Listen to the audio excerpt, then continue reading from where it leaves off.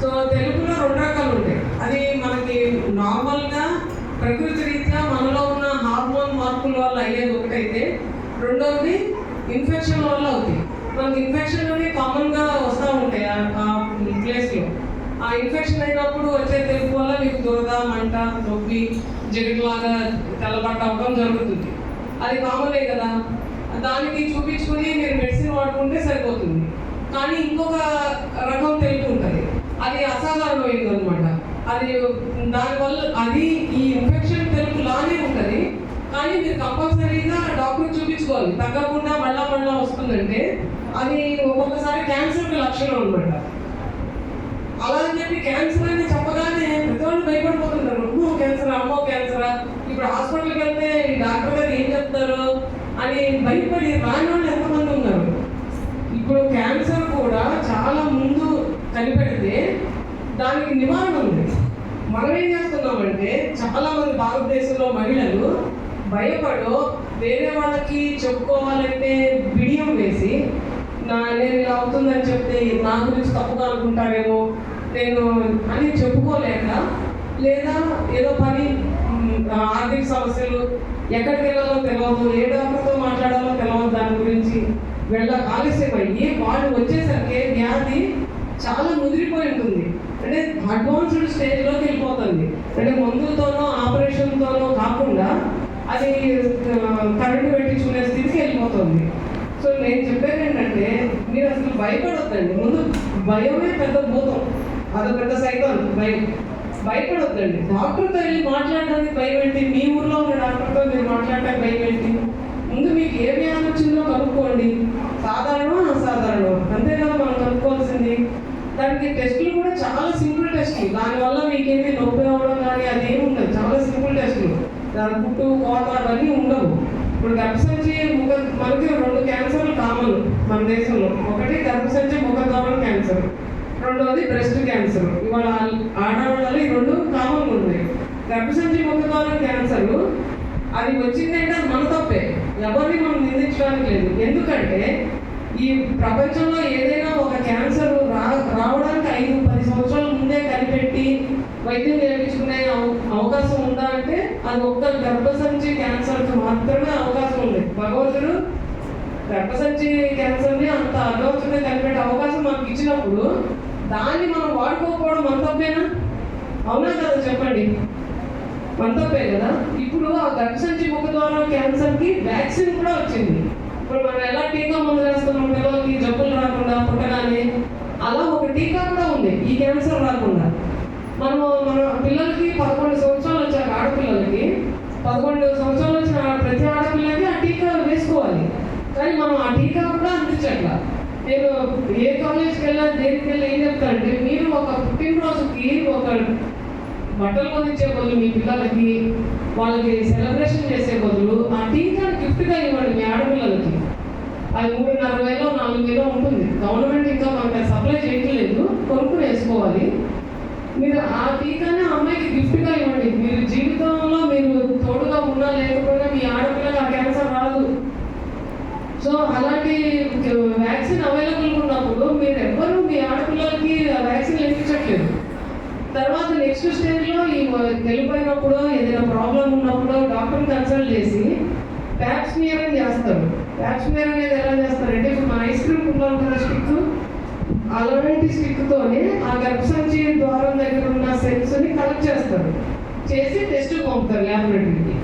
ఒకవేళ ఇందులో ఏదైనా కణాల్లో మార్పు ఉందంటే మనకు ముందే తెలిసిపోతుంది.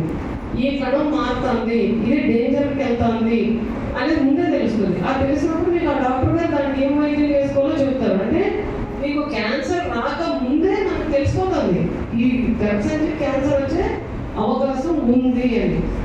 మీరు ఈ స్టేజ్ కూడా దాటాక నెక్స్ట్ స్టేజ్లోకి వెళ్ళిపోయినప్పుడు క్యాన్సర్ వస్తుంది.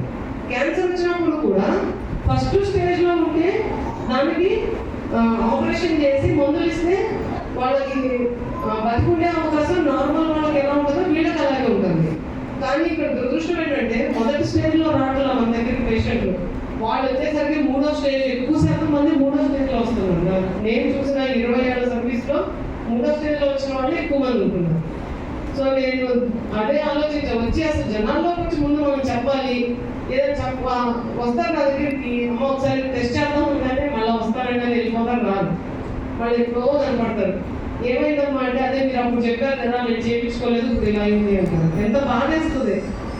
ముందు అసలు అవగాహన రావాలి, మీలో మీరు చర్చించుకోవాలి దీని మీద.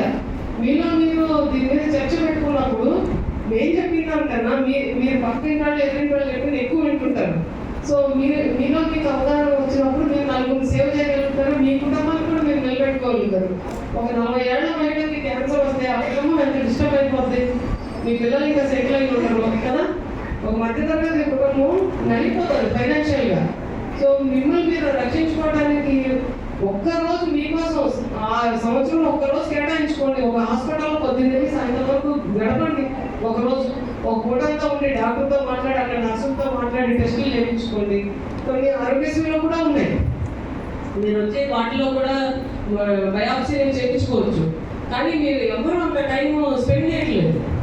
మీ మీద మీరు సంవత్సరం ఒక రోజు స్పెండ్ చేసుకోండి. దానివల్ల మీకు గర్భసంచి క్యాన్సర్ అనేది రూల్ అవుట్ అవుతుంది. తర్వాత కామన్ క్యాన్సర్ బ్రెస్ట్ క్యాన్సర్, వక్షజాలకి క్యాన్సర్. బ్రెస్ట్ క్యాన్సర్ అనేది ముందు మీరు సెల్ఫ్ ఎగ్జామినేషన్ చేసుకోవడం వల్ల మీకే తెలుస్తుంది. మీరు స్నానం చేసుకుంటున్నప్పుడు టచ్ చేసి చూసుకోవాలి, ఏమైనా కణుతులు ఉన్నాయా, ఉండాలా, ఏమైనా ఫీల్ అవుతున్నాయా, నిపుల్స్ ఉంటే ఏదైనా పాలు లాగానో నీరు లాగానో బ్లడ్ లాగానే వస్తుందా మీరు చెక్ చేసుకోండి. అప్పుడు నెలలకు ఒకసారి అట్లా అద్దంలో చూసుకున్నప్పుడు 2 సమానంగా ఉన్నాయా, లేదా సొట్టలు పడినట్టు ఇట్లా లోపలికి లాగేసినట్టు ఒక పక్కకి అట్లా ఏమైనా ఉన్నాయా అది చూసుకోండి. అట్లైనా మార్పున్నా డాక్టర్ని అడిగి చూపించుకోండి. ఈ మధ్య ఈ వక్షజాల క్యాన్సర్ బ్రెస్ట్ క్యాన్సర్ ఎగ్జామినేషన్ని ఏఎన్ఎంలకు నేర్పించారు గవర్నమెంట్ వాళ్ళు. మీరు ఏదైనా ఉంటే వాళ్ళతో కూడా డిస్కస్ చేయొచ్చు. తర్వాత 35 ఏళ్ళు దాటాక కంపల్సరీగా మ్యామోగ్రామ్ చేయించుకోండి. అది నార్మల్ ఉందంటే ప్రతి 3 సంవత్సరాలకి ఒకసారి అది చేయించుకోవాలి.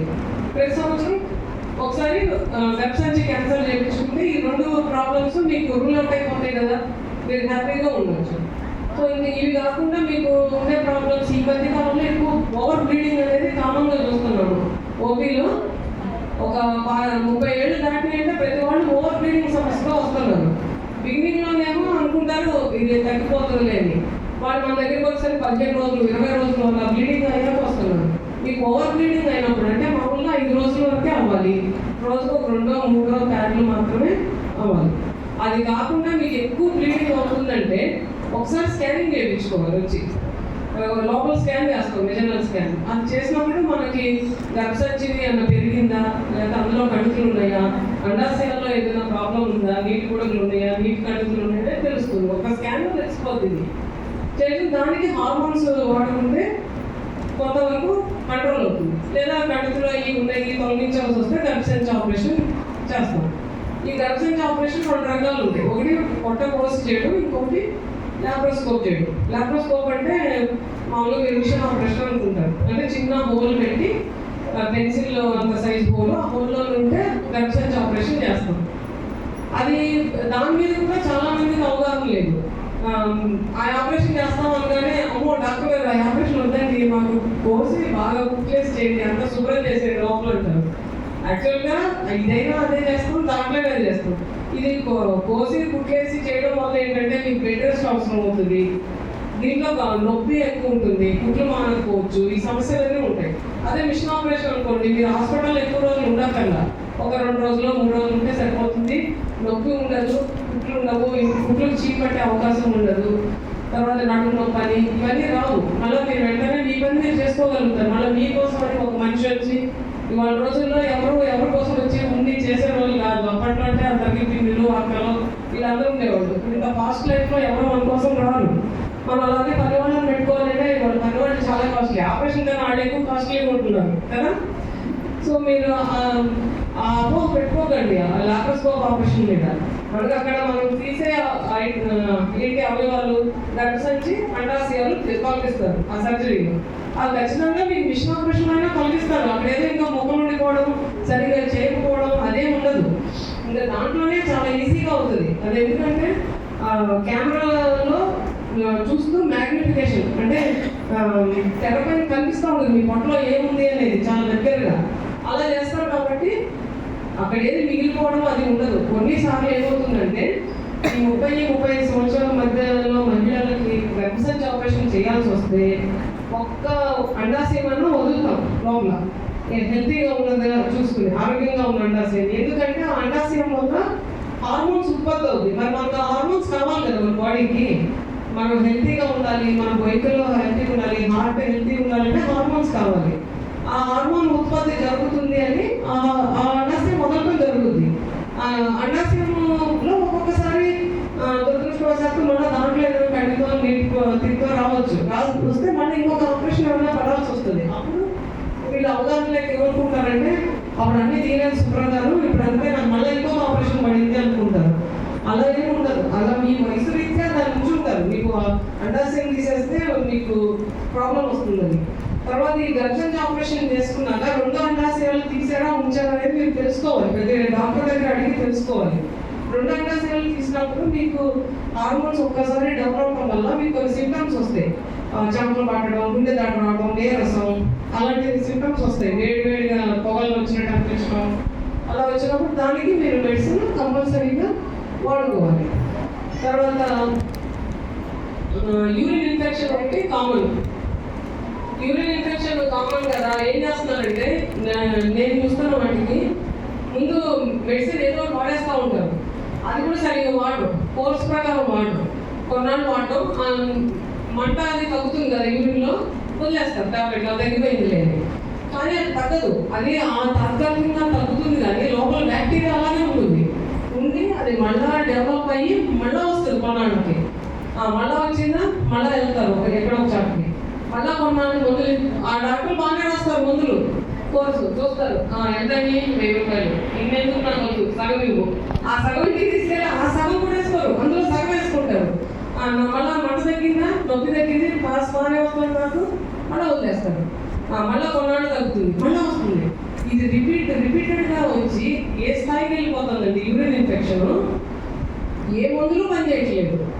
ఇంజక్షన్లు ఇచ్చినా కూడా 28 రోజులు అలా ఇస్తేనే ఇది తగ్గే పరిస్థితి వస్తుంది. అంటే ఒక 500-1000 రూపాయలు పోయే యూరిన్ ఇన్ఫెక్షన్ని ఒక 10-15 వేల రూపాయలు మందులు వాడితే కానీ తగ్గని పరిస్థితికి తెచ్చుకుంటున్నారు. పోనీ ఇది అక్కడితో వదిలేసినా అదొక సంతోషం. ఈ ఇన్ఫెక్షన్ ఎక్కడిలోకి వెళ్ళిపోతుందంటే కిడ్నీలోకి వెళ్తుంది పైకి. కొన్ని సందర్భాల్లో కిడ్నీలు కూడా ఈ చీము పాకి జ్వరం వచ్చి కిడ్నీలు డ్యామేజ్ అయ్యే పరిస్థితికి వెళ్తుంది. ముందు యూరిన్ ఇన్ఫెక్షన్ కదా, మంట నొప్పి యూరిన్లో అంతే కదా. ప్రతి వాళ్ళు ఏదో లైఫ్లో ఏదో ఒక సందర్భంలో ఫేస్ చేస్తారు, చిన్న పిల్లలు కాబట్టి ముసలి వాళ్ళ వరకు. దాన్ని ఫస్ట్ టైమే మీరు ఆ కోర్సు కంప్లీట్గా వాడితే మీకు అసలు మళ్ళా అది రాదు, అంత ఈజీగా రాదు. వచ్చినా మళ్ళీ కంప్లీట్ కోర్స్ వాడాలి, యూరిన్ కల్చర్ చేయించుకొని కంప్లీట్గా వాడాలి. కానీ వాళ్ళ మహిళల్లో మాత్రం యూరిన్ ఇన్ఫెక్షన్ అనేది చాలా సర్వసాధారణం అయిపోయింది. ఈవెన్ చిన్నపిల్లల్లో కూడా, చిన్నపిల్లలకి ఎక్కువ వస్తుంది. ఎందుకంటే వాళ్ళు స్కూల్స్లో కామన్ బాత్రూమ్స్, టాయిలెట్స్ వాడతారు. వాళ్ళ స్కూల్లో ఎక్కువ వాటర్ తాగలేదు. ఎక్కువ వాటర్ తాగితే భద్రంగా వాష్రూమ్కి వెళ్ళాలి, టీచర్ ఏమనుకుంటాడో మనం అడగాలనే బిడియంతో వాళ్ళు వాటర్ తాగరు. కాబట్టి ఆ గర్ల్స్కి 6వ క్లాస్ నుండి ఉన్న ఆడపిల్లలకి ఎక్కువ యూరిన్ ఇన్ఫెక్షన్ ఉంటుంది. మీరు తల్లులుగా మీరు ఆ తప్పు చేయకండి. డాక్టర్ చూపించి డాక్టర్ సజెస్ట్ చేసిన మందులు కంప్లీట్ కోర్స్ వాడండి. అసలు పసిపిల్లలకే అంత ఇన్ఫెక్షన్తో మనం తెచ్చుకున్నాం పిల్లల్ని, అది కరెక్ట్ కాదు. తర్వాత మీకు చాలా మందికి పిల్లలు 10 ఏళ్ళు దాటిన వాళ్ళు ఉంటారు, 20 ఏళ్ళ వాళ్ళు. వాళ్ళకి కూడా ఇప్పుడు పీసీఓడి అనేది చాలా ఎక్కువ కామన్గా ఉంటుంది. నీటి బుడగలు, ఈ నీటి బుడగల సమస్య వల్ల నెలసర్లు అసలు కొంతమందికి రావట్లేదు. ఇప్పుడు 2 నెలలకి 3 నెలలకు వస్తాయి, లేదా కొంతమందికి వచ్చినా ఓవర్ బ్రీడింగ్ అవుతుంది. పిల్లల్లో ఓవర్ బ్రీడింగ్ కూడా కామన్ కాదు. ఏమనుకుంటారంటే ఇప్పుడే మా అమ్మాయి పెద్ద మనిషి కాబట్టి వస్తుంది అనుకుంటారు. అది కామన్ కాదు. దానికి కంపల్సరీ మీరు ట్రీట్మెంట్ ఇప్పించుకోవాలి. 2-3 నెలలు రాకపోయినా కూడా ట్రీట్మెంట్ తీసుకోవాలి. దానివల్ల ఏంటంటే వాళ్ళకి బాడీ వెయిట్ పెరిగిపోవడం, తర్వాత అసలు నెలసర్లు సరిగా హార్మోన్ ఇంబ్యాలెన్సే రాకపోవడం, తర్వాత అసాధారణ హెయిర్ అంటే పెదాలు పైపెదు పైన, చేతుల మీద, కాళ్ళ మీద, పొట్ట మీద హెయిర్ డెవలప్ అవ్వడం, ఇలాంటివి జరుగుతాయి హార్మోన్ ఇంబ్యాలెన్స్ వల్ల. సో మీరు వాళ్ళకు కూడా ట్రీట్మెంట్ తీసుకోవాలి.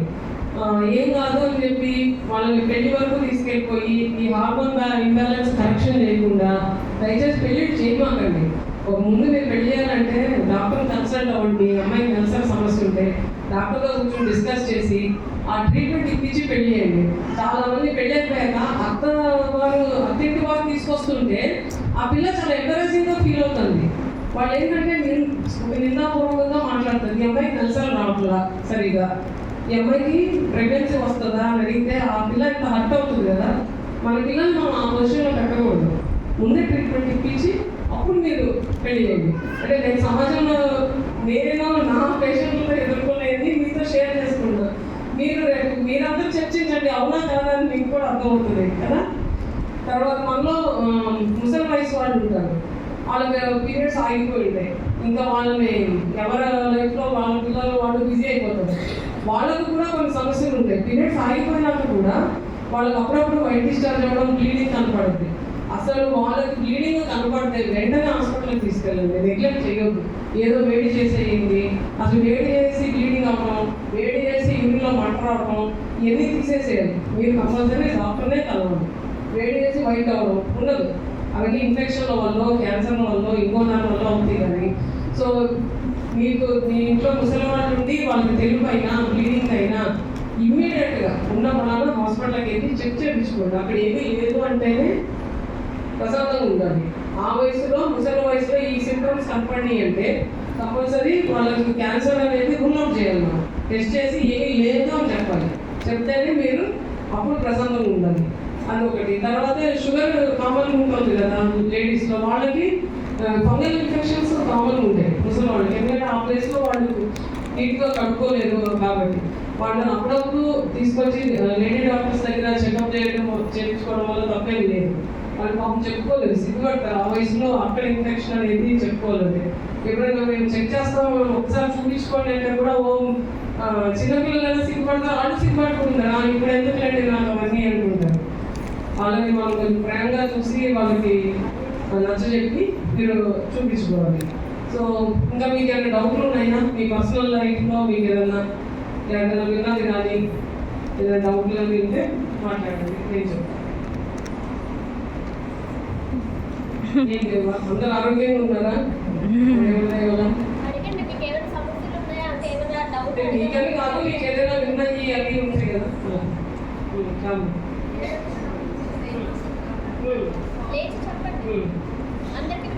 డేట్ వచ్చినప్పుడు పెయిన్ వస్తుంది, ప్రతి నెల వస్తుందా?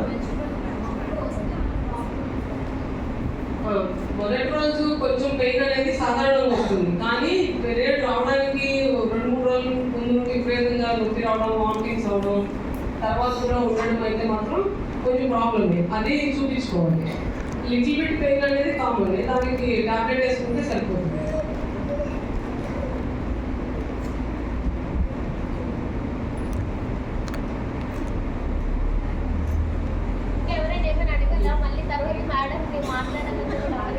అఖిల యాక్చువల్గా చాలా ప్రోత్సహిస్తున్నాను అమ్మాయి. మా చర్చ్లో లేడీస్తో మాట్లాడి, మాకు లేడీస్ ఎక్కువ మా చర్చ్లో, ఒకసారి మీరు వచ్చి వాళ్ళకి అవగాహన ఇవ్వాలి, అన్ని విషయాలు ఉందని చెప్పింది. అఖిల కూడా చాలా యాక్టివ్ పర్సన్, మీకు హెల్ప్ కూడా.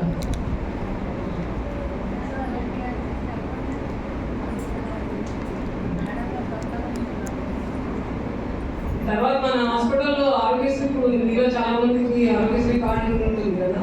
కొన్ని అందులో కాన్పు కేసులు, కొన్ని అబ్సెన్స్ ప్రాబ్లమ్స్, ఈ ముఖ పరీక్ష చేయాలన్నా అవన్నీ కూడా ఆరోగ్యశ్రీలో వస్తాయి. మీరు ఆ కార్డు యూజ్ చేసుకోండి. చాలా మంది అసలు ఆ కార్డు మీద కూడా అవగాహన లేదు. ఈ షుగర్, బీపీ కనుక విపరీతంగా కంట్రోల్ లేకుండా ఉంటే అది కూడా కార్డులో వస్తుంది. మీరు ఆ కార్డును వాడండి. ఆ కార్డు చాలా మంది భద్రంగా బీరోల్లో పెట్టుకున్నారు.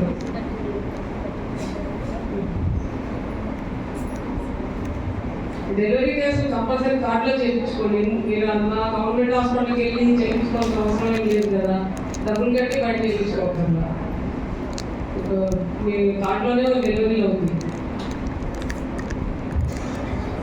సరే, ఎవరికి డౌట్స్ లేవు. మీకు ఏదైనా ప్రాబ్లం ఉన్నా అట్లా నాకు చెప్తే నేను నాకు ఫోన్ చేస్తుంది. మీరు ఎప్పుడు కావాలన్నా నన్ను కన్సల్ట్ చేయవచ్చు. Thank you.